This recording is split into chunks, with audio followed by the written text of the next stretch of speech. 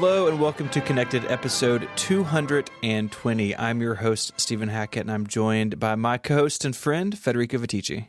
Hello, Stephen. How are you? I'm doing well. We are without Mike today, so you and I can do what we've wanted to do for years and talk about the Mac the whole time. Finally, we can talk about real computers for real work, because all those iPad discussions that we do when Mike is around is all pretend. Our secret nature is to be pro Mac users. And this is the true form of Connected. And Mike is not coming back, unfortunately. Mike is done with the broadcast. So thank you for your service, Mike. This is our new show about real computers. Well, this real show is brought to you by our sponsors, Linode, Luna Display, and Smile. Before we get to the Mac Mini, we have to deal with some follow-up, Federico. We have some follow-up. Right at the beginning, where it should be, right? That's right. I was so furious when it was at the end. Listener Matt has done us the solid and registered HomePodColo.com. So that is your HomePod co-location company we discussed. That link has been directed to the HomePod tag on Mac Stories, which I think is a nice touch.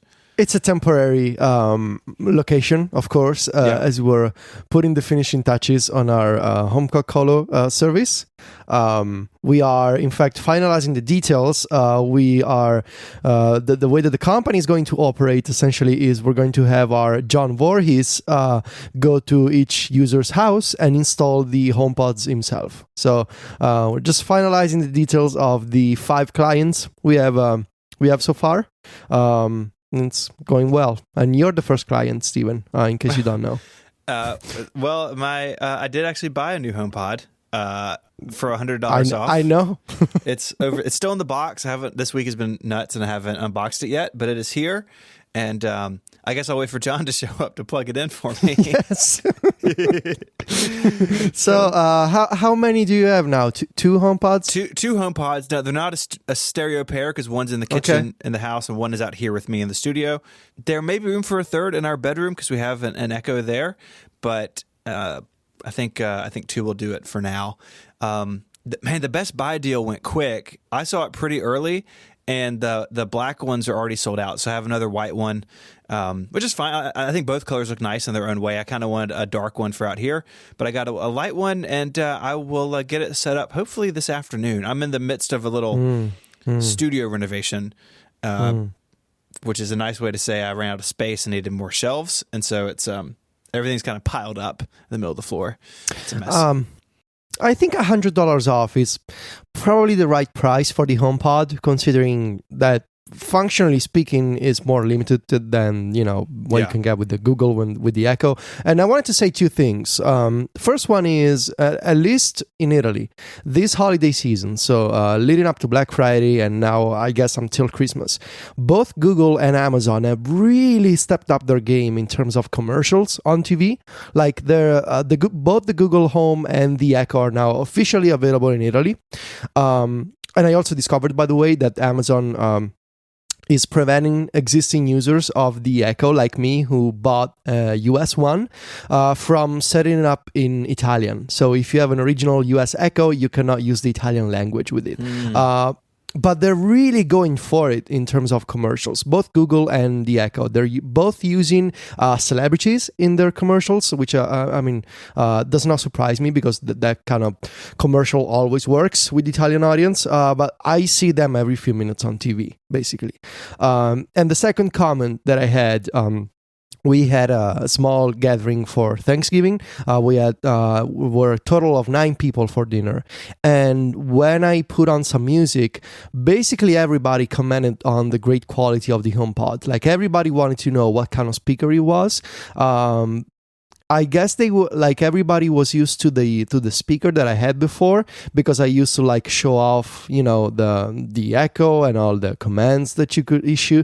And so I think they remembered the sound quality of the Echo and they were surprised by how much better the HomePod was sounding. So I thought that was interesting. Yeah, that's pretty cool that people would notice.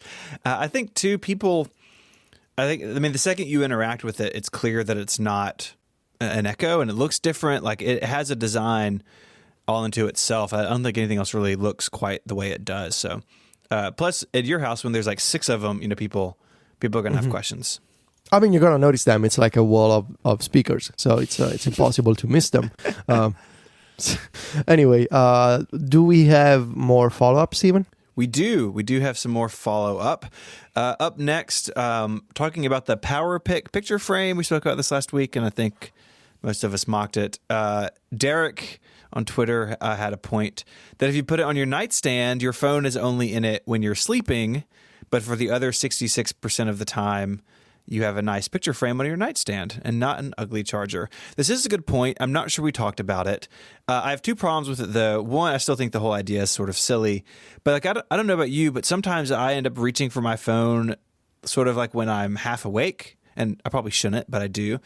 And I feel like if it's leaning up against this PowerPic thing, it just is a big risk of me dropping it. I like that my phone charges while it's laying down. In fact, our friends at Studio Neat just announced a new version of their material dock that includes wireless charging, and I'm excited to pick one of those up because, again, the phone can be laying down horizontally. For some reason, that just makes me feel like it's like safer to pick it up in the middle of the night or something. So I'm still not on board with this product, but Derek, I think, had a good point.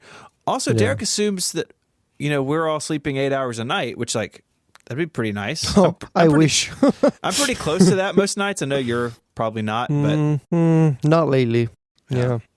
Well, you're busy, wiring Mac Minis and installing HomePods. You got stuff to do, man.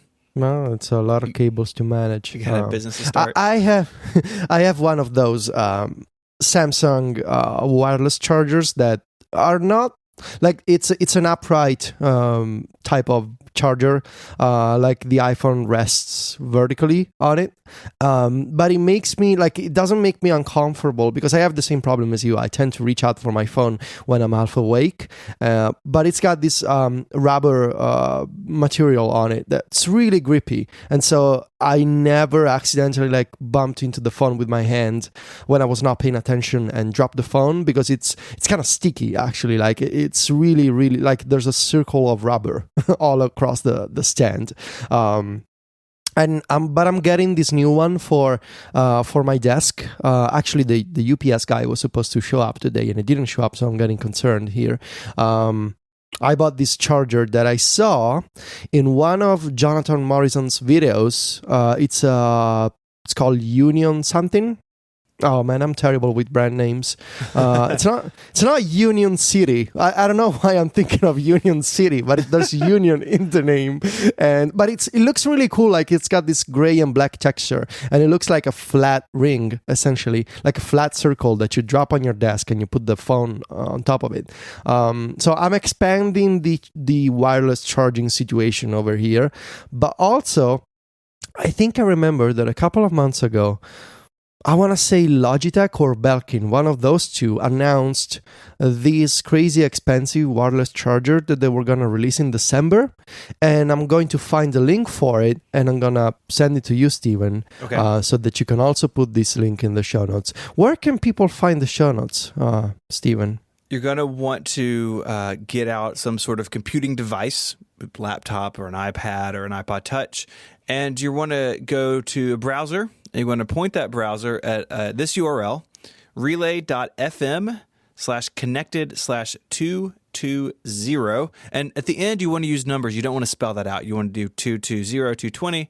And you'll find some links. So there's HomePod Colo, now a bunch of wireless chargers, and some more stuff we'll talk about here in a second. It's called Native Union. So not Union City. Native Union. I don't know what Union City is. It's in Tennessee, actually. It's like in my state. It's pretty good. So maybe I was thinking of that. I don't know. My subconscious does weird things sometimes. Yeah. But yeah, I'm going to have this soon. I wanted to have it today so that I could talk about it on the show. It's a 10-watt charger, so in theory, it should be supporting the faster charging for wireless charging on the iPhone. But I guess we'll follow up on this in the next episode because my UPS friend is not here. So he stopped at the bakery too soon. Yeah. we announced this over the weekend, but I didn't want to share with the connected audience directly that I will be joining Mac Power Users starting in January. Yay! Katie Floyd, who has been co-host with David Sparks, that show is 9 years old. It's amazing, like 450 episodes. It is just an institution of a show. Katie has some in real life stuff she's going to go do. And so she's stepping away from Mac Power Users, and they asked me to come on and fill her shoes, which is a huge honor. I'm sure, like many of our listeners, MPU was one of the very first podcasts I ever listened to, honestly, way back in the day. And it's a real treat to be able to join. So that doesn't change anything for Connected. I will continue to be on Connected each and every week, but I will also be on Mac Power Users Sunday evenings with David Sparks, who's like just a true nerd hero of mine. I said that on Twitter, and I really meant it. So yeah, that's exciting. We've been playing this for a little while, and it's fun to be able to finally talk about it.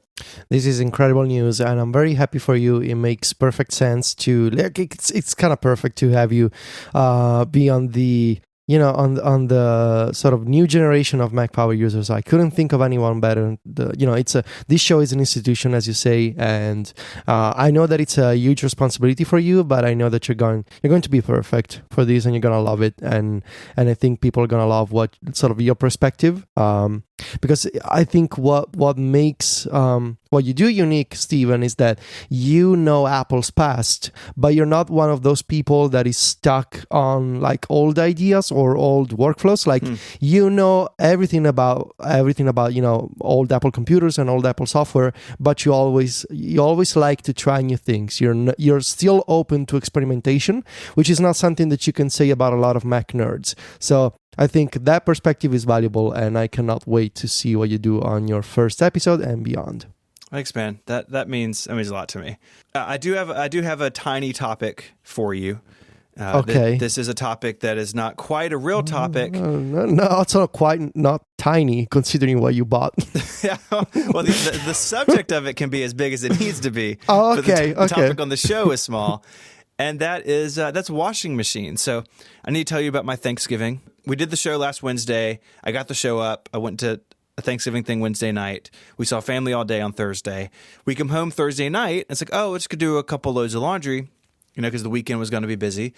And we discovered that the washing machine no longer spins or agitates or does anything it's supposed to do. Oh, no, bad sign. Now, this washing machine, Federico, what year were you born in? 1988. Okay.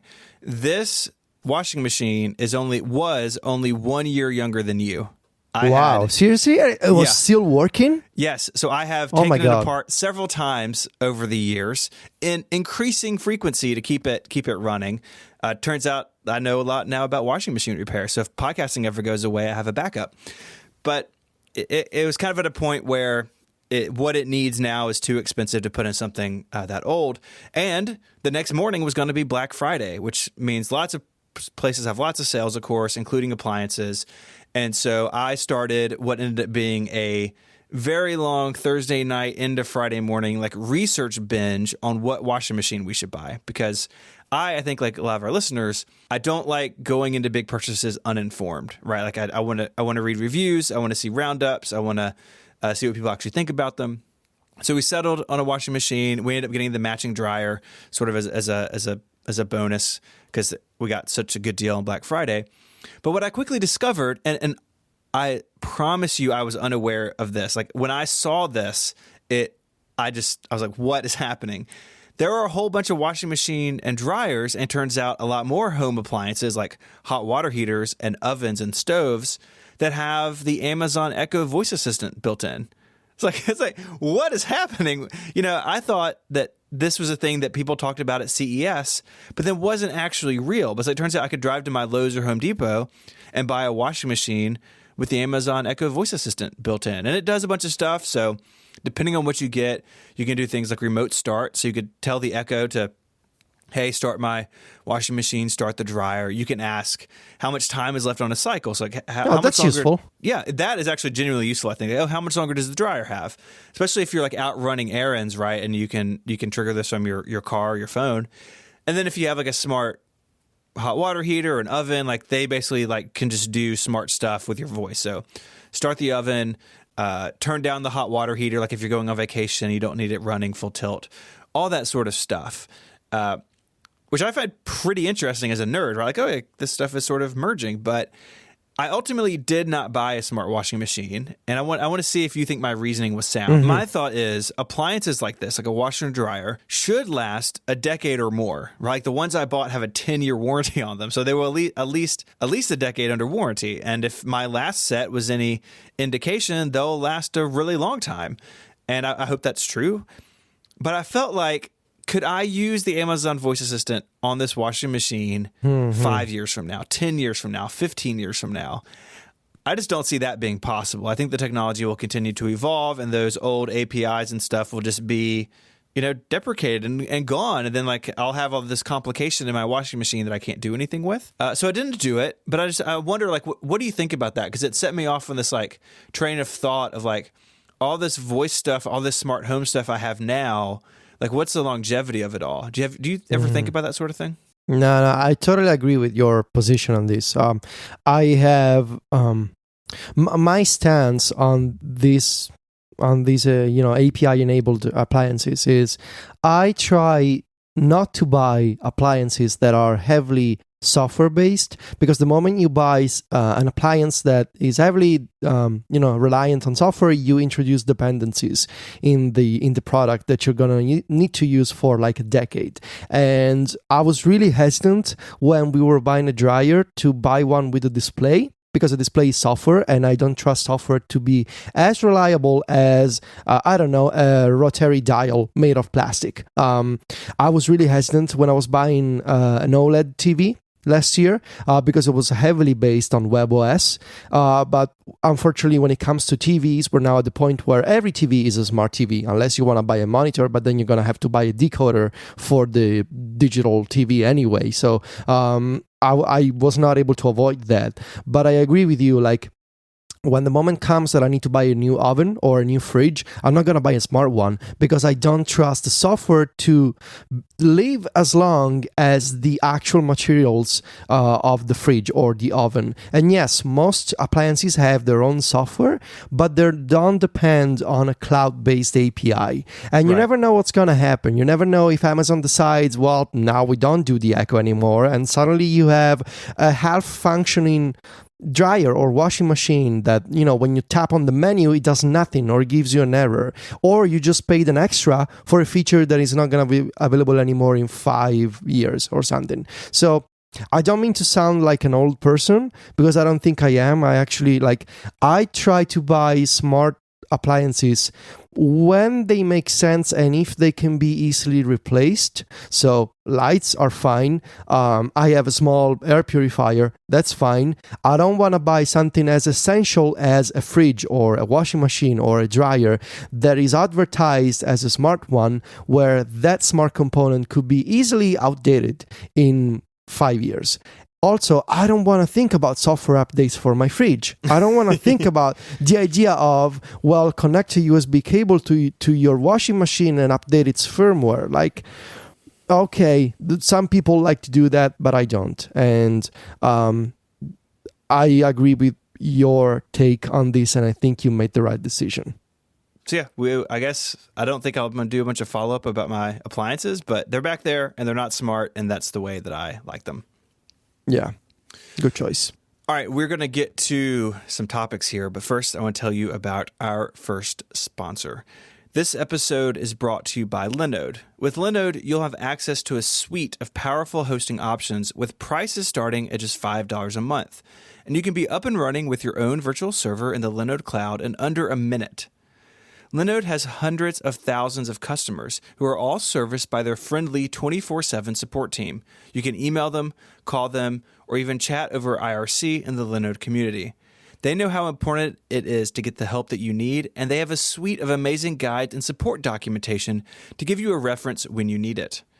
Linode's intuitive control panel allows you to deploy, boot, resize, snapshot, or clone your virtual server in just a few clicks, and they feature two-factor authentication to keep you and your information safe. Linode is great for tasks like hosting large databases, running a mail server, operating a VPN, hosting Docker containers, private Git servers, and so much more. And they're hiring. So it sounds like a cool company. Go to linode.com/careers. Now, Linode has fantastic pricing options available. Their plans start at 1 gig of RAM for only $5 a month, and they offer high memory plans starting at 16 gigs of memory. Now, as a listener of this show, if you sign up at linode.com/connected, you'll not only be supporting us, but you'll get $20 toward any Linode plan. And if you go with that 1 gig plan, some quick math tells me that's 4 free months. And there's a 7-day money-back guarantee, so there's nothing to lose. Go to linode.com/connected to learn more, sign up, and take advantage of that $20 credit, or use the promo code CONNECTED2018 at checkout. Thank you so much to Linode for supporting this show and Relay FM. We promised this, that we were going to get into our Mac Minis. Both you and I have purchased new Macs, and I thought we could talk about the hardware we each have and how we're using the hardware, and then we'll talk about software stuff. Does that sound good to you? All right. Yes, let's do it. So I ended up with the 3 gigahertz i5, 16 gigabytes of RAM, 256 gig SSD Mac Mini. So pretty much like middle of the road. It replaced a 2011 model that I had. I think long-time listeners know I use a Mac Mini as an entertainment. In my entertainment center, it's actually under my TV on a shelf, and it serves basically as a home server. So it's not a workstation for me. I don't sit down in my Mac Mini to work. But it is connected to a Drobo 5D via a Thunderbolt 2, Thunderbolt 3 adapter. So the Drobo is Thunderbolt 2. So that adapter is a little pricey and kind of bulky, but it seems to be working just fine. I have an Apple USB super drive hooked up for the rare time the kids want to watch something that's on DVD, or I want to rip something. That has gone months without being used. It's just collecting dust really at this point. So I guess I'm never going to see that in space gray. So it's like bright silver in the mini space gray. And it's hooked up to our HDMI television. It's a 1080p panel. I've had it for years and years. And it all just works. So the TV's there, the Mac Mini's there, the Drobo's there. I was a little nervous about losing the IR port on paper, but in reality, like the Apple TV is our main interface to the television. I wasn't actually using the infrared remote for the Mac Mini in years, so I sort of like, as soon as I thought through it, I was like, oh, that's not a big loss for me. And it seems a lot quieter under load. So like in the entertainment center, again, it's kind of hard to be close to it, but it seems like if I put it under a heavy workload, that the new cooling does a really nice job of keeping things nice and quiet. So that's kind of what I have and what I have hooked up to it. But I think yours is probably far more interesting. So I got a 3.2 gigahertz Core i7 with 16 gigs of RAM and also 256 gigs of storage. So this Mac Mini is on this new desk that I got at IKEA. It's I think it's a Besta desk. It's a white one, and it's connected to the LG Ultrafine 4K display. It's connected via a single USB-C cable that basically runs, from the Mac Mini is right next to the display. So it's a very compact setup. About the display, I wanted to say that I don't love it, like the way that it looks around it. The bezels are ugly, and I so wish that Apple would make an actual display. I think the last thing we know is that they said a few months ago that they were going to make a display for the Mac Pro modular system in 2019. My dream that I actually like, I shared this on Mac Stories a few days ago. I want Apple to make a display that accepts two kinds of input. So I want the same display. I want it to be able to support Thunderbolt 3 for Macs, but also USB-C input for the iPad Pro. I don't think that such a display exists right now, like a single 4K or 5K display that accepts two kinds of inputs. But if Apple were to make one, I would be surprised if they would make one that is not compatible at all with the iPad, especially considering how they're making such a big deal that the iPad Pro can drive 5K display. Anyway, the bezels are not great, but the display is. It's a very nice display. The colors are awesome. I cannot see the pixels, of course, when I'm working on the Mac, and the brightness is fantastic. And I love how it can be easily adjusted. Both, like I can tilt the viewing angle, but I can also raise and lower the actual display. So when I'm working with the Mac Mini, the display is kind of low. But when I'm working with the iPad Pro connected to this same display, I can raise the display so that it sits just above the top edge of the iPad. So I got the iPad in front of me, the keyboard, and the monitor that's above the iPad. So it's very nice. I'm not happy about the fact, and this is why I mentioned my dream of a display that accepts 2 inputs. I'm not happy about how I need to use the same cable for connecting both the Mac Mini and the iPad Pro. So what I have to do right now is, when I want to use my iPad Pro with the 4K display, I need to unplug the cable from the Mac Mini and plug it into the iPad. I don't think that like a splitter type of device exists, but yeah, that's what I have to do right now. So I'm still not finished with cable management, but I've used some like I don't know how to call them, some like little plastic cords to hold longer cables together, and that USB-C cable to drive the display is the only cable that I haven't managed. So it's a loose cable because I need to move it from the Mac Mini to the iPad. Not super happy about that, but it works. I got a Magic Keyboard and a Magic Trackpad because I needed to have a quiet keyboard for doing podcasts. I got, of course, both in space gray, and I wanted to note how it is incredible that Apple is not making the small Magic Keyboard in space gray. You can only buy the space gray one with the long version with the number pad, which I don't need a number pad because I'm not an accountant. I mean, even when I do my taxes, I don't need a number pad. I'm not that kind of a numeric professional, but it's there. So it's there. There's nothing I can do about it. I guess they want to charge more money for this keyboard. Yeah, I'm in the same boat. I mean, I've got an iMac Pro here in space gray, and I use the Magic Keyboard, the little one, because I also don't need a number pad, and a white Magic Trackpad and a mouse, like a Logitech mouse. And I would love to have all that be in space gray, but it just doesn't work for me with the keypad on it. I mentioned the wireless charger that is not here, so I need to wait for this, I guess, tomorrow. But the idea is this would sit on the right side of the stand. So right now I got the Mac Mini to the left side of the display stand, the H6 audio interface on top of the stand itself, which is like this black square that acts as a stand for the display, and on the right side I wanted to put the wireless charger so that I could keep the phone in front of me while doing podcasts and also charging, but it's not here. On the left side of the Mac Mini there's an external SSD that I bought. This was on sale for Black Friday. It's a 512 gig SSD from Western Digital that supports USB 3.1 Gen 2 speeds. So that would be 10 gigabit per second transfers. And I'm using this external drive. I'm probably going to get a second one, but for now, this is the Time Machine drive for backups for my Mac Mini and Sylvia's MacBook Pro. I did something horrible at first. I decided to format the drive with APFS. I did not know that format is not supported for local network, like a shared Time Machine backup.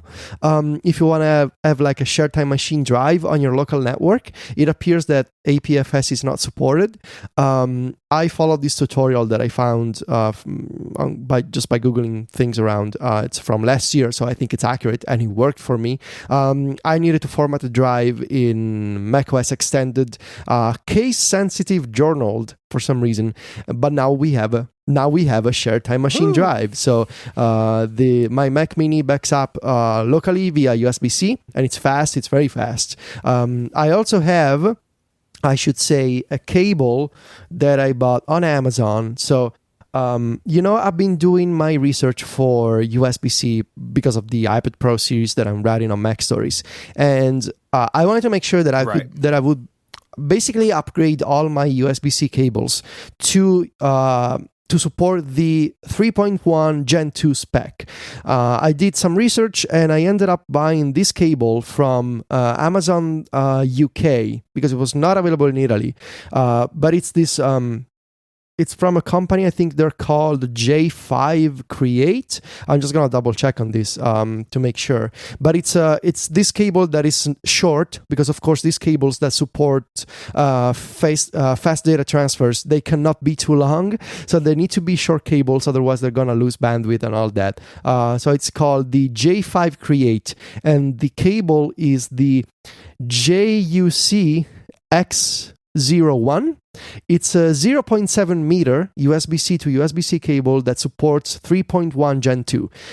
This is the cable that runs from the Mac Mini to the Western Digital SSD. So my time machine is fast. Silvia's network backup is a little slower, of course, because it's going over Wi-Fi. But it works. So it's doing its own incremental backups right now, and everything seems fine.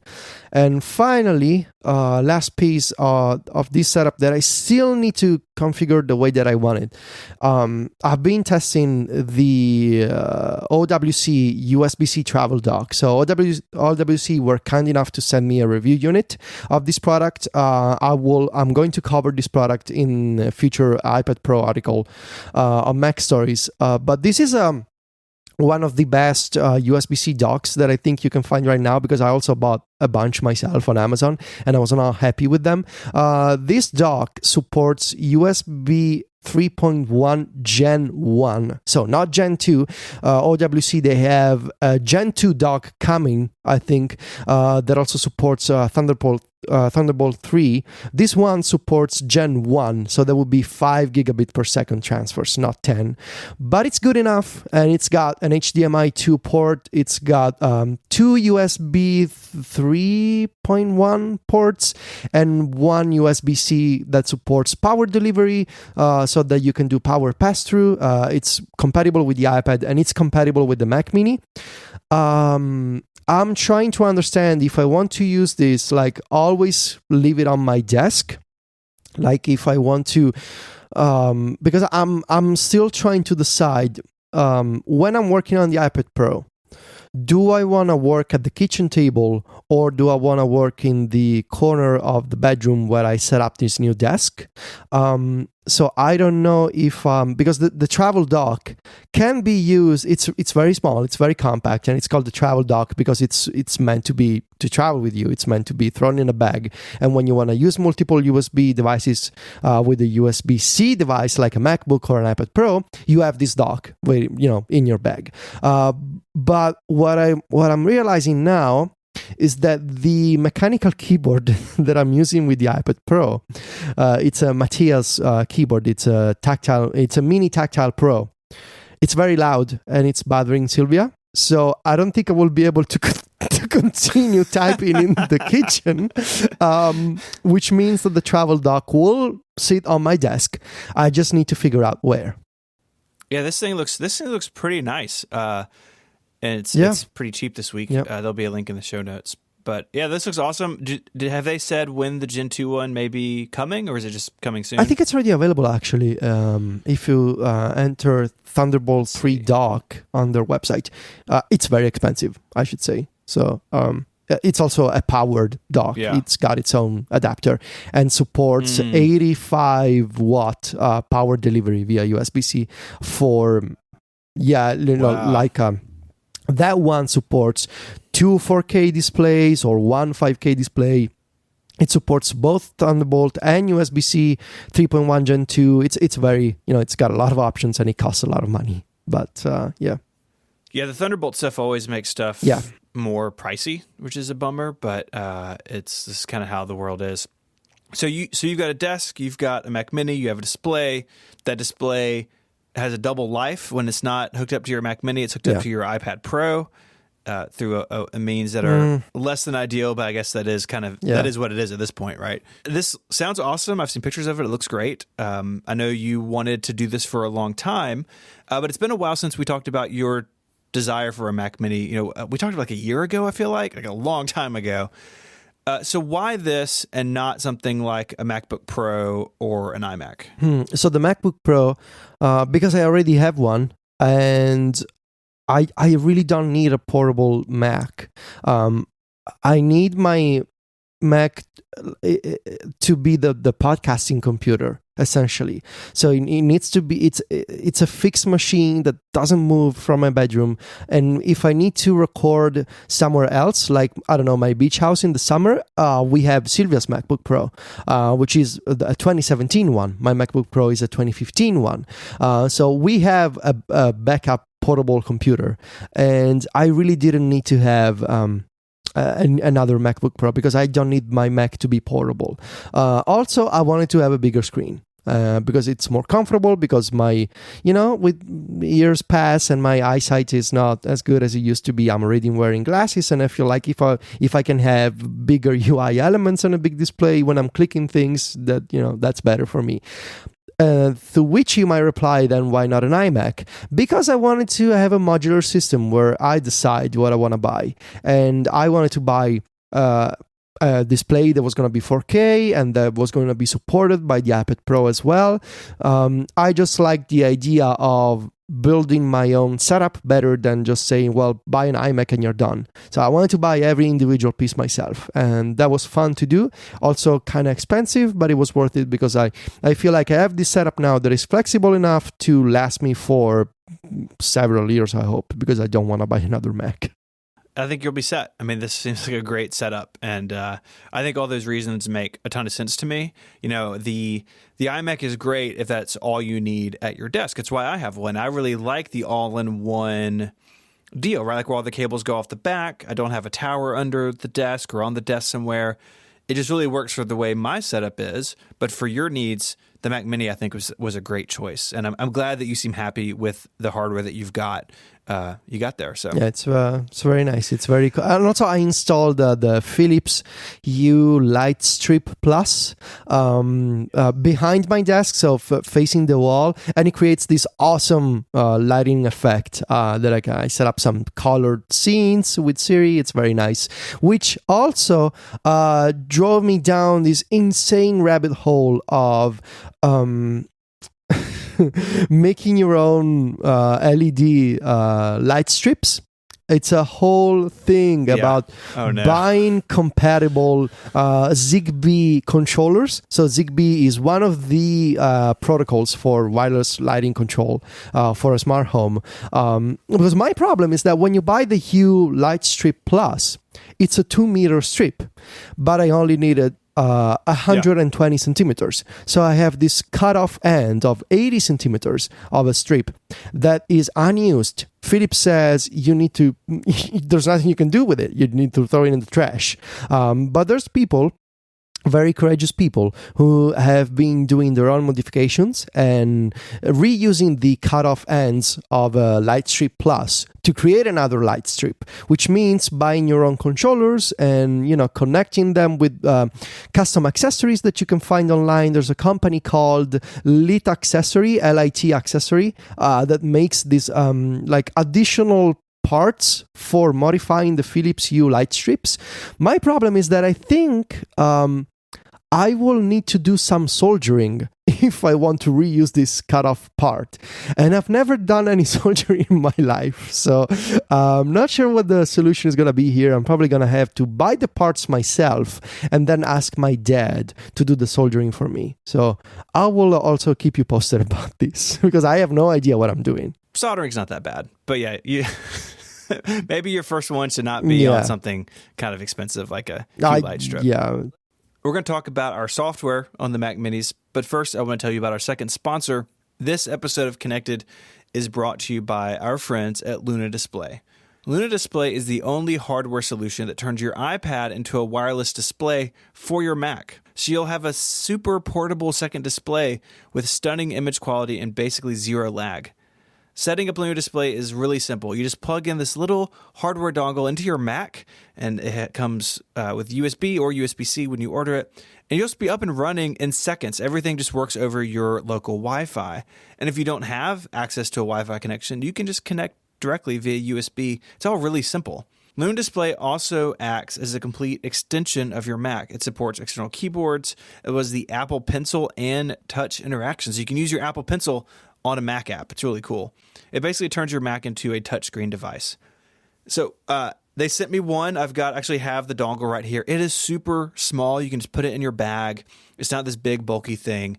And what absolutely surprised me and keeps me really happy with this product is the extremely low latency. It feels really fast. And so if you've ever remoted into a computer, you have that lag and it makes it frustrating to use. And that just doesn't exist with the Luna Display. It's all really, really smooth. I totally recommend it if this fits a need in your setup. And listeners of Connected can get an exclusive 10% off Luna Display. Just go to lunadisplay.com and enter the promo code CONNECTED at checkout. That's lunadisplay.com, promo code CONNECTED at checkout for 10% discount. Our thanks to Luna Display for their support of this show and all of Relay FM. Okay. Software. Software makes hardware work. Oh, really? That's what it does? That's what it does. Yeah, it's in there and it just makes things happen. Mine, again, my Mac Mini Entertainment Center home server. So the software I'm using is all really based around that. It's not set up as a workstation. And if I needed to take my iMac Pro to the shop for something, I don't have Logic or anything installed on this Mac Mini. It's a different thing. So I mentioned that I have that big Drobo attached to it. I'm using the Mac to manage file sharing, just the stuff that comes in Mac OS Mojave that works for my needs. I used to have a Synology, and I, like you, sort of had a bad experience when it started to fail, and I decided that I just would rather have a Mac managing my files than a NAS. And the Drobo is too loud to have at my desk here, so it's in the house. The Mac Mini is hooked up via gigabit Ethernet, as is the iMac Pro in the studio, so everything's wired.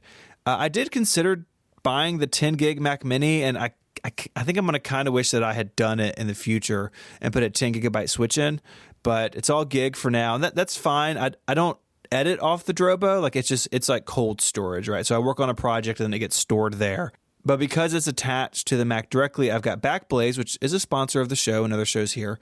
But they have a really great online cloud backup. And one of the beautiful things about it is it will back up connected devices. And so the Drobo is just hooked up via Thunderbolt. So it is a locally attached drive. So Backblaze sees it no problems. Sometimes with the Synology, you have to jump through hoops to get a cloud backup service to work with it. Don't have to do that with direct attached storage. So Backblaze is running all the time. The Drobo, I was actually just looking at it. I've got something like 6 terabytes of stuff stored on it or something like that. It's a pretty large chunk of data, and Backblaze keeps all that backed up. It also, so the Drobo I have split up. I have a share for just storage, and then I have a share for our main iTunes library. This iTunes library is less important than it used to be because of Apple Music. So back in the old days, anything we purchased, I had automatically downloaded to this iTunes library as the collection, the main library. And for music now, that's really not that important, but it still downloads any TV shows or movies we purchase via iTunes, which, again, we do way less of than we used to. But sometimes, especially with kids, they like to see movies over and over. We'll purchase something, and it's just there all the time. And so that iTunes library is always running, have automatic downloads turned on. And, so it's sort of there as a big bucket of media we can dip into if something's not on Netflix or Amazon Prime Video. And like I said, this machine, it over the years has become less important in my setup. Really, if I could have a silent RAID in my office, I would hook it directly to the iMac Pro and probably get rid of my home server and just do everything on my workstation here. But things aren't quite there yet, and the Drobo still works really well. I'm not looking to replace it anytime soon, so I feel like the Mac Mini will have at least several more years of service for me. But because I have a desktop now, and I think we're going to talk about this with you, I have a Mac that's always on anyways. The iMac Pro, I don't shut it off at night. I just let it run. And So I used to have like a lot of Dropbox and Hazel stuff running where it would watch a Dropbox folder for something and then Hazel would name it and sort it into, folders. I do bills and invoices and, bank statements, those sort of PDFs. I have a bunch of Hazel rules to deal with all that. And now that just runs on my iMac Pro on my desk instead of like the Mac Mini having to do it. And, I got to wait for things to sync. It's just all right here. So, this is kind of one reason I didn't buy a nicer Mini. I really bought the i5 just for a little future proofing. And so again, if I need to, put it into service somewhere else, it was a little bit faster than that Core i3.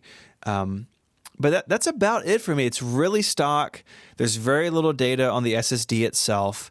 Really just enough for the file sharing. Everything is stored on the Drobo. I have Time Machine set up for this Mac Mini just so I have my setup. So when I set my new Mac Mini up, it pulled over its file sharing settings and all that stuff. But it's really clean and really basic. Like it's as stock as it can be for what it is. And I like it that way just so if something goes wrong, it's really easy to figure out what it is. One last thing. It's not in the notes, but it just came to mind. I run a little utility called Printopia. Are you familiar with this, Federico?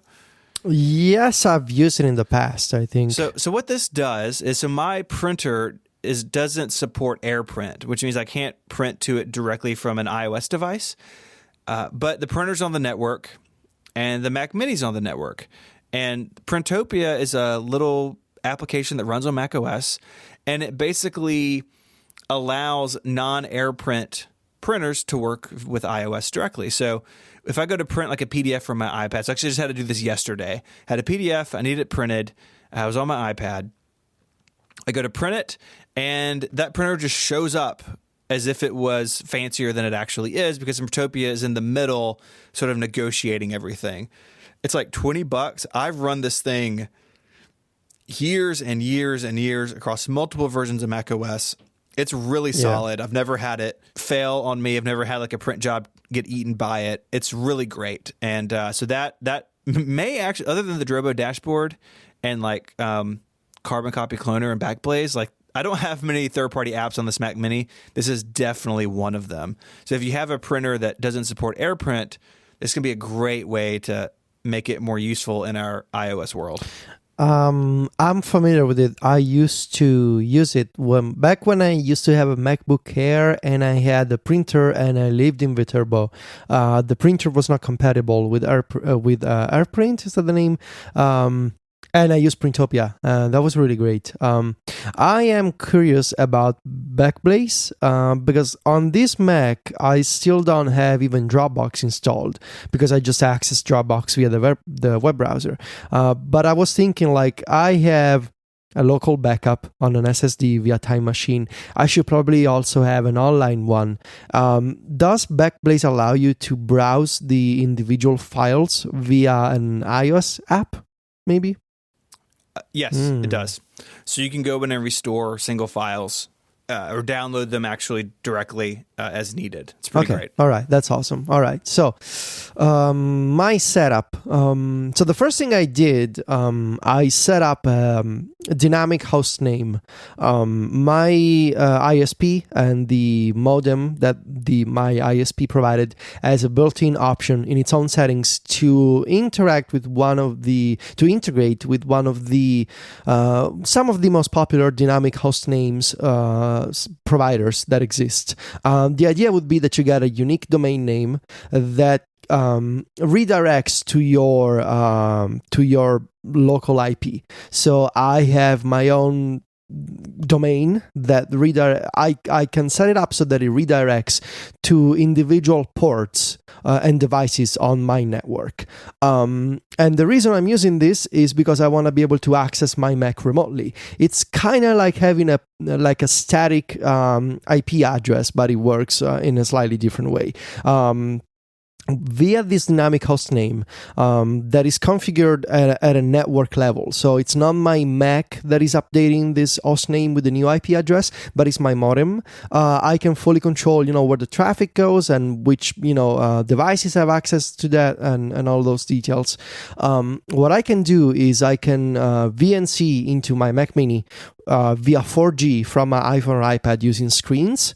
But I also set it up for file access. So using File Browser, which is an iOS app that I wrote about on Mac Stories before, via 4G from my iPhone or from my iPad, I can log into my Mac Mini and see the file structure, see my home directory, see my downloads, see my documents, see my apps directly from iOS, both on Wi-Fi when I'm on the local network, or using a dynamic host name when I'm out and about and I'm on 4G. And even better, using File Browser on iOS, once you log into one of your remote computers, one of your remote servers, you can open the Files app, so the System Files app by Apple, and you can enable the File Browser location, and that network folder will be available as a location in Files. So any other app that wants to import a document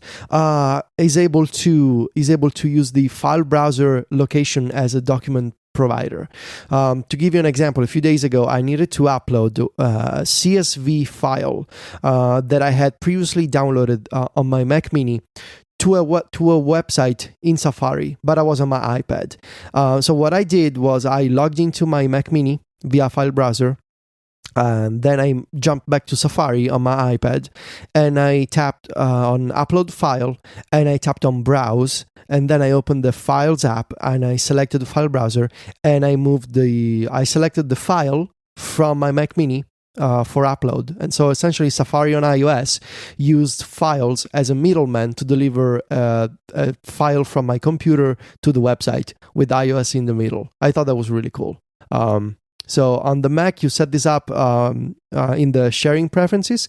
You need to. So let me double check because I need to be sure. Under sharing, you enable file sharing, and in the options, you need to. I enabled both SMB and AFP because I think File Browser required AFP. So I enabled both, and I set up access just for my user. And I also, after many, many years, I set up a more complex and longer password because you never know. So yeah, when it's out there, that's a more important thing. When you can hit it from anywhere. Yeah, exactly. But I'm actually very happy with this setup of being able to log into my computer from anywhere. I never had this before because the previous company, that the ISP that we had in Viterbo years ago, didn't support dynamic host names. So that's really cool. And then, of course, I turned my attention to automation and scripting.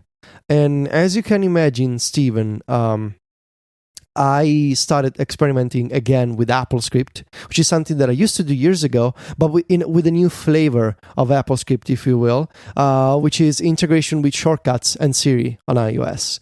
So Oh no! There's two. What have you done? There's two. You've created some sort of hideous monster between two very different worlds. It's a Frankenstein monster of scripting, basically. Wow, that's a title fishing statement. It's what it is, though. So what happens is this has two sides of my strategy here. There's a Homebridge, which is the popular utility to create like a HomeKit hub to add unsupported devices to your HomeKit configuration. And so, of course, the Mac Mini is acting as a Homebridge server. I promised many months ago that I'm going to write about this eventually. I first set up Homebridge on a Raspberry Pi, but I was really not happy with its performance. It's so much better on the Mac. It's so much more stable. So, I never had a single issue so far. So there's the Homebridge side and there's the shortcut side. So for Homebridge, what I did, I set up the Mac Mini to integrate with 3 different accessories. I installed plugins for my LG TV, my air purifier, which is not officially supported by HomeKit, and iTunes. So what I can do now is I can fully control my TV. I can switch inputs via HomeKit and therefore via Siri and therefore via shortcuts. I can change the level of the volume because the volume is like a fake light in HomeKit. So you can adjust the volume with individual levels. Come on. It's a fake light. It's called TV volume, but it's a fake light. Oh my gosh. I can set the mute. I can navigate channels with up and down. There's 2 switches in HomeKit. There are channel up and channel down, and they navigate up and down in the list of channels. And then I can also open any kind of input I want. So I set up the HDMI 2, which is my Nintendo Switch, HDMI 3, which is my PlayStation, and all that. All of this is running via a WebOS plugin for Homebridge on the Mac Mini. Super stable, works really well. I needed to change a bunch of settings on my TV to enable like Wake on LAN and that type of stuff, but now it's working really great. Air purifier, again, just needed to install a plugin, drop in some info for for this device on my local network. Now I can turn it on via HomeKit. I can set its speed. Again, the air purifier in this case is a natively supported type of device in HomeKit, so you get like a custom icon and custom controls. It's not a fake light, it's an actual air purifier. And then I can also trigger its silent mode, which is like a special mode for like if you want to leave it on at night. Finally, iTunes. So iTunes is based on this Homebridge plugin called the Apple Script File, which allows you to create this is wild. It allows you to create HomeKit accessories, switches, so things that can be on and can be off, that when you turn it on, the accessory in HomeKit, it runs code from an Apple Script file. So I have HomeKit accessories that can, for example, change the volume of my HomePods or play specific playlists from iTunes or play specific playlists on specific HomePods or set things on shuffle. So all the things that you can do with AppleScript in iTunes, they can become AppleScript commands that you run via Homebridge and therefore on iOS or any other Apple device via Siri and via HomeKit. This is very cool because like I set up a scene, for example, that when I trigger it, it dims all the lights around the house and turns them red, turns off the TV, and starts playing our favorite playlist on shuffle at a specific volume through the 3 HomePods that we have. And this is done, of course, you need to leave iTunes running in the background on the Mac Mini. The display does not have to be on. You just need to leave iTunes in the background, and in iTunes you need to select, at first, not every time, you need to select the HomePods as destinations in the AirPlay menu. But that's it. Once it's done, and it's very cool. And again, super stable, never had a single issue so far. This is just the HomeKit side. Yeah. What's the delay like on all that stuff? Like, is the iTunes side pretty fast? Like, does it respond quickly? Less than two seconds. I would say 1 second, usually.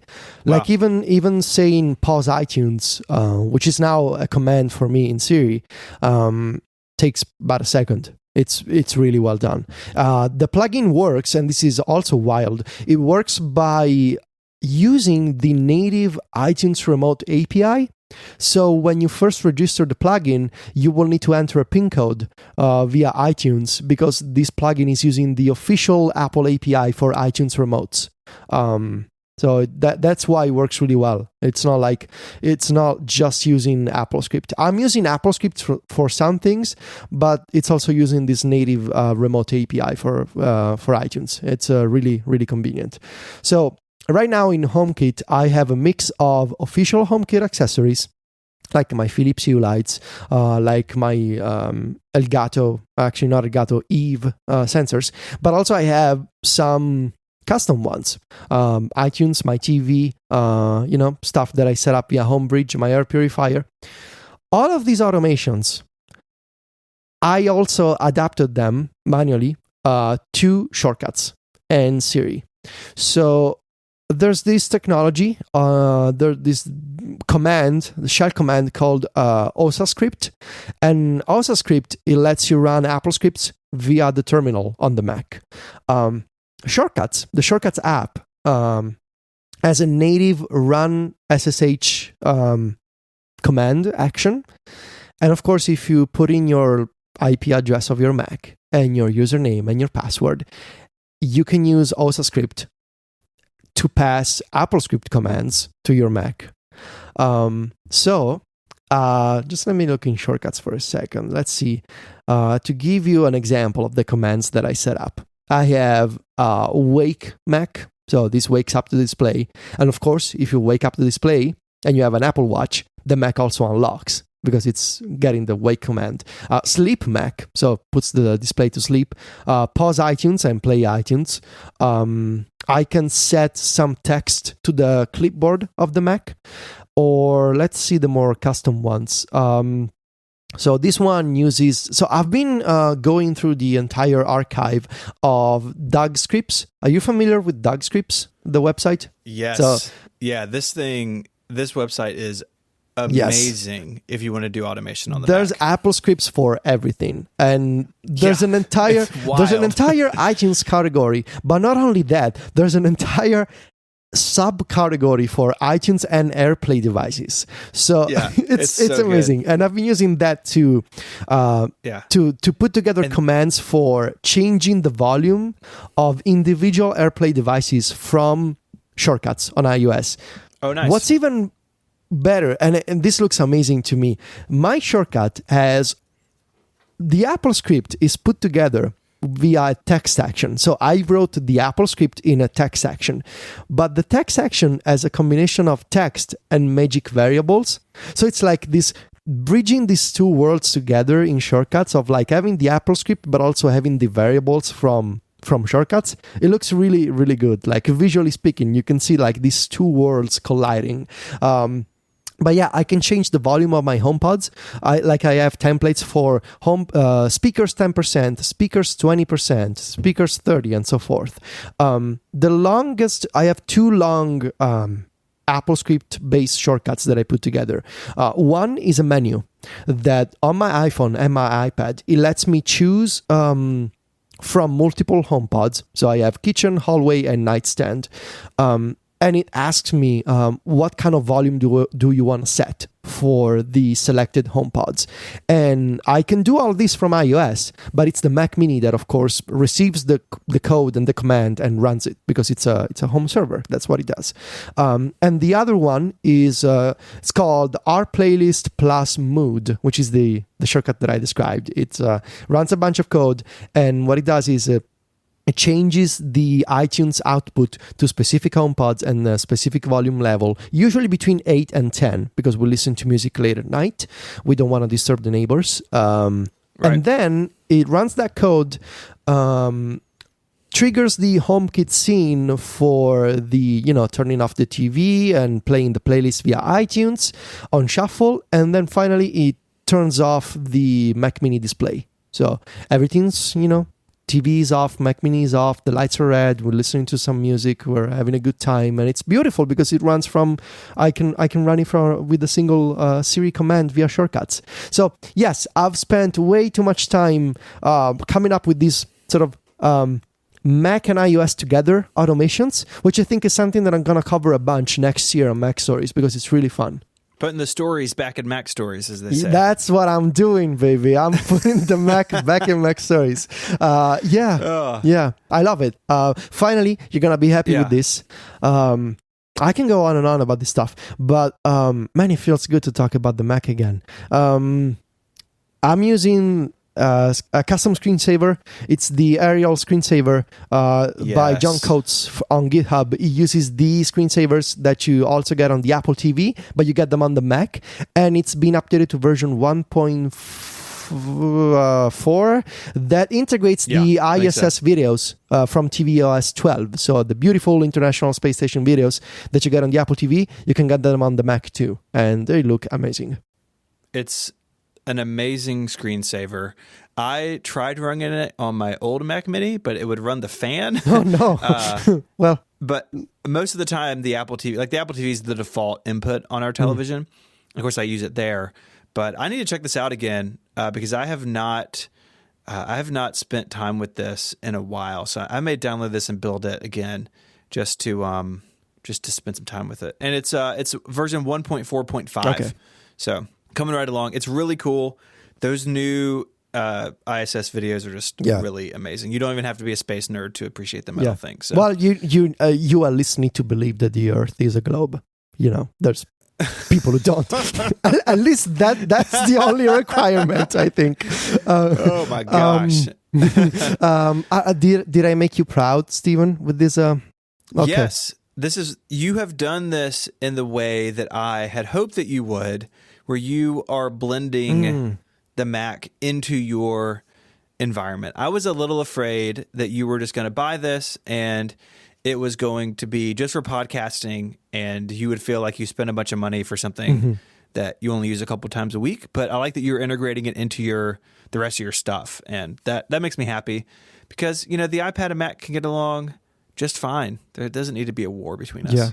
Yeah, it's true. So I will keep you posted on the next steps. Yeah. Yes, please do. All right, our third and final sponsor this week is Smile. This episode of Connected is brought to you by PDF Pen, the ultimate tool for editing PDFs from our friends at Smile. Using PDF Pen, you can do things like say goodbye to filing and go completely paperless with scanning and OCR, mark up and highlight PDFs, search and redact sensitive information like account numbers or phone numbers or things like that, correct text in PDFs even without the original, and more. You can insert, remove, and reorder pages, move and adjust images, record and playback audio annotations. If you're going through something, making notes to yourself, it's a great way to do that. You can watermark your PDFs, create fillable forms, create and edit table of contents, convert websites into PDFs, edit document permissions. Basically, anything you could do to a PDF, you can do it in PDF Pen. And if you are a lover of the dark mode on the Mac, PDF Pen and PDF Pen Pro versions 10.2 support dark mode on Mojave and you get smoother scrolling, faster thumbnail drawing, and increased maximum zoom with this update as well. It's really great. Basically, if you deal with PDFs at all, you need PDF Pen. It can do so much more than the tools that come with your Mac. Learn more about PDF Pen and the Pro version at smilesoftware.com/podcast. That's smilesoftware.com/podcast. Our thanks to PDF Pen for their support of this show and all of Relay FM. I meant to ask you, are you running dark mode in Mojave? No, not at the moment. Yeah. That's kind of how I feel. Yeah. It was a novelty, and then I got tired of it. I think it's going to be more useful on iOS, honestly. Because when it's late at night and I'm lying in bed, I really want my phone to be darker. So probably. So much of iOS is still just like huge panels of white, you know. But so we're gonna wrap up today talking about iCloud. Oh boy! And specifically, some iCloud issues that you are experiencing. So I think you, like probably a lot of our listeners, use iCloud on your iOS devices, on your Macs, having it be the glue between all this stuff. But you have run into a little bit of a problem. Yeah, and it's the worst kind of problem, of tech problem, in that it happens randomly. It's impossible to reproduce by following specific steps. It just happens sometimes. And of course, when you need to explain to somebody that you're having an issue sometimes, that is really hard to do. Because again, you don't have instructions to repeat the problem. Here's what happened. So for the past 2 weeks and a half, 3 weeks, I've been having some random iCloud issues. Things like HomeKit didn't think that I was home while I was at home. And so some automations kept running. Like my motion sensor kept sending me notifications because it detected motion because nobody was home, but I was at home in front of the motion sensor doing the motion. Or I love that sort of problem. It's just like it's like this technology is so smart, but it's so dumb at the same time. Or some other issues involving like my iPhone didn't tell me that it hadn't backed up for 4 weeks. For the past month, my iPhone was not backing up to iCloud, and it didn't tell me. And then I started noticing that some reminders that I had previously changed on one device, like changing the due date of a reminder, was not syncing to other devices. So after a few times that this happened, I went like, wait, I just did that a few minutes ago on my iPhone. Why is it still here? And at that point I realized, something is really wrong because all these things that have been happening are connected together. So something is definitely wrong. So, debugging iCloud is a nightmare because for obvious reasons, Apple likes to keep things simple and invisible. There's no like pretty log that you can see like something that is easily viewable or displayable on iOS. You can capture logs, but it's a really geeky thing to do, and they're basically unreadable unless you're an Apple engineer. So I started doing what everybody recommends doing. First off, the main issue appeared to be reminders, because I had like entire sets of reminders out of sync between my iPhone, iPad, and Mac, and iCloud.com. I started by turning off reminders sync in iCloud, on multiple devices, and re-enabling them one at a time after, resetting my reminders on iCloud.com, sort of bringing back individual devices one after the other. That didn't work. So I tried to sign out of iCloud, which is a really disruptive procedure in that it is.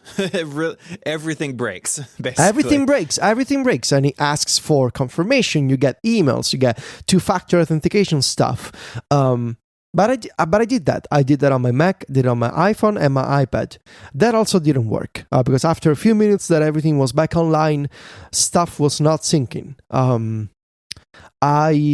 else did I do? I reset all my settings. So needed to start from scratch, changing all the little settings that I change on my iOS devices, like my date format or how my contacts are sorted.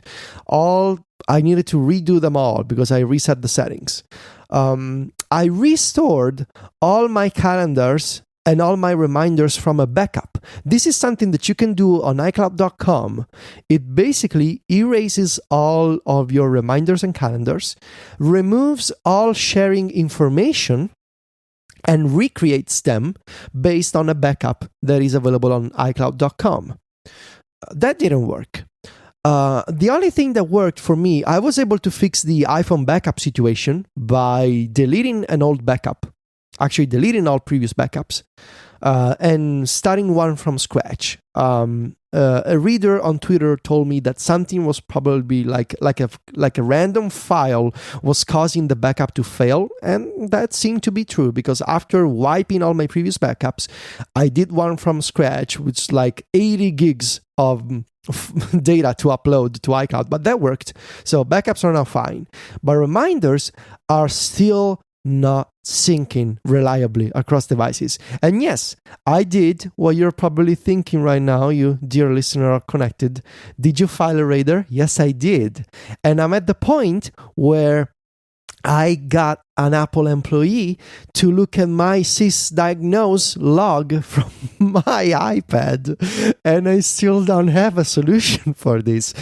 Literally, the next thing to do would be to drive to Craig's house and say, I did everything that you possibly wanted me to do, and there's nothing more for me to try. There's nothing else for me to try.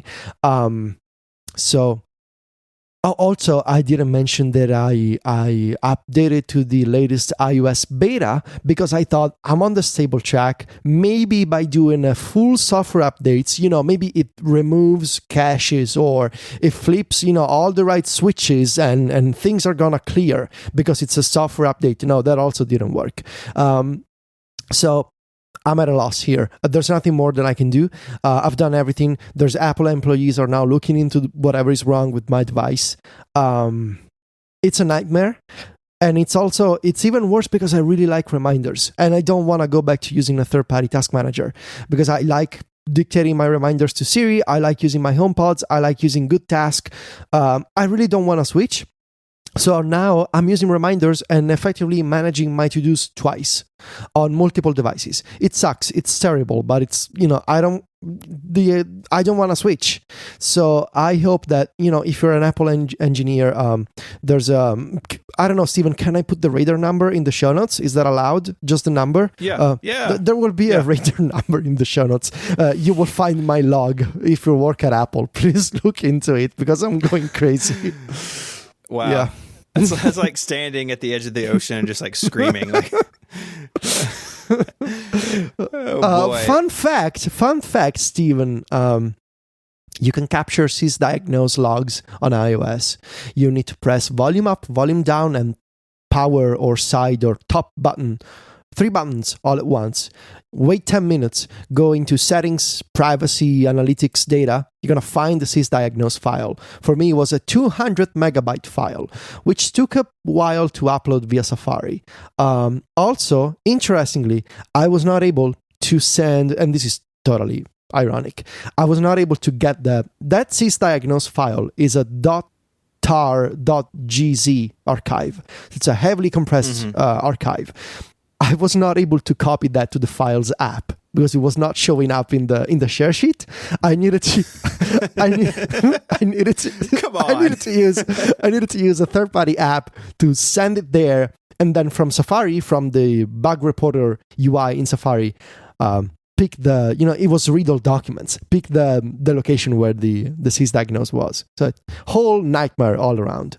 I've been in the situation, I had something similar to this with notes probably 2 summers ago during the beta, where I would have notes, but more specifically notebooks, come back from the dead. So like I'm looking at notes now. I probably have 20, 25 notebooks in the Notes app, and I create them and destroy them sort of as things go along. So I'll make one for a project, and then I'll archive those notes or put them elsewhere. If I don't need them, I'll just get rid of them.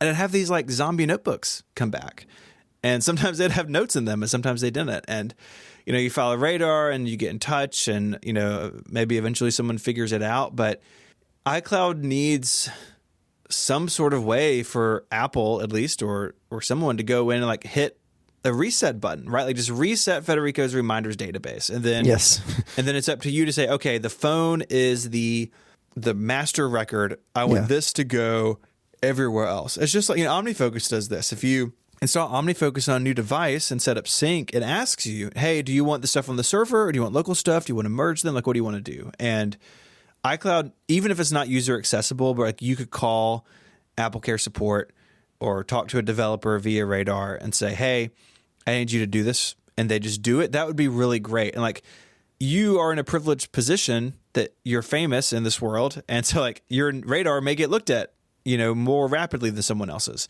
because someone follows you on Twitter who works on the team or something. Who knows?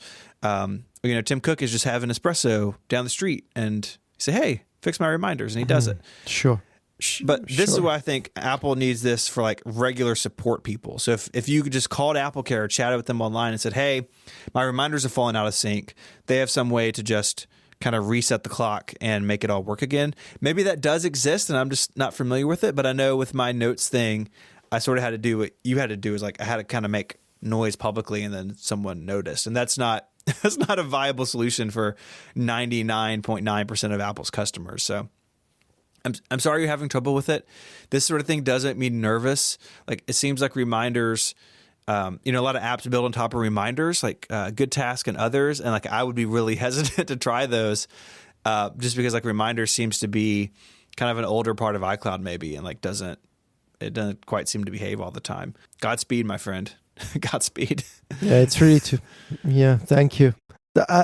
There's nothing else I can do at this point. So, I did all the things that people told me to do, both randos on Twitter and friends privately. I've done it all, and I'm just waiting at this point. I think that does it. I think that was we talked about the Mac. We talked about iCloud. Pretty fun week. If you want to find links to all the stuff we talked about, head over to relay.fm/connected/220. There you can see Federico's radar number, but you can get in touch via email as well. If you have feedback or follow-up for the show, send us an email, and we get it, and we read it, and we respond when we can. Most of the time I do respond if you're nice. And, it ends up in follow-up and feedback, so we can keep moving the show forward the way that it is designed to do. You can do that on Twitter as well. The show is there at _ConnectedFM. But I've it's the holidays. I want to keep everybody in a good mood, so you should follow us on Instagram. You can find Federico there at Viticci, Viticci. Mike is there as IMYKE, and you can find me on Instagram as Stephen M. Hackett. Those links will all be in the show notes. I'd like to thank our sponsors this week, Linode, Luna Display, and Smile. They made this excellent Mac Mini Focus show possible. Until next week, Federico, say goodbye. Arrivederci. Adios.